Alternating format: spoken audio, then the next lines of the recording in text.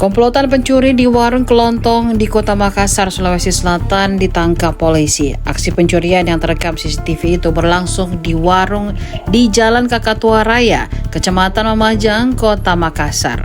Dalam rekaman CCTV, pelaku tampak mengambil puluhan rokok dan uang tunai dalam etalase warung. Pelaku beraksi sekitar pukul 4.25 dini hari saat penjaga warung sedang tertidur. 3 dari 4 orang komplotan yang beraksi sejak 2023 itu telah ditangkap polisi. 2 diringkus personel Resmo Polres Mamajang, 1 lainnya diamankan di Polsek Tamalate. Terekam CCTV, Bang? Sesuai dengan petunjuk awal dari CCTV, untuk kejadian sekitar bulan September 2024 itu melakukan pencurian di spesialis warung kosong, warung kelontongan. Itu BB-nya itu yang diambil rokok dengan uang tunai kurang lebih 4 juta, total kerugian 5 juta. Modusnya dia melakukan di malam hari, masuk di toko kelontong.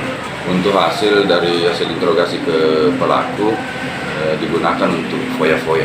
Pelakunya hasil interogasi itu ada 4 yang kami amankan, sementara 3 hasil pengembangan dan yang 1 masih dalam pencarian. Untuk sekarang kami masih melakukan pengembangan terkait dengan siapa tahu masih ada TKP lain yang ada khususnya di wilayah Mamajang.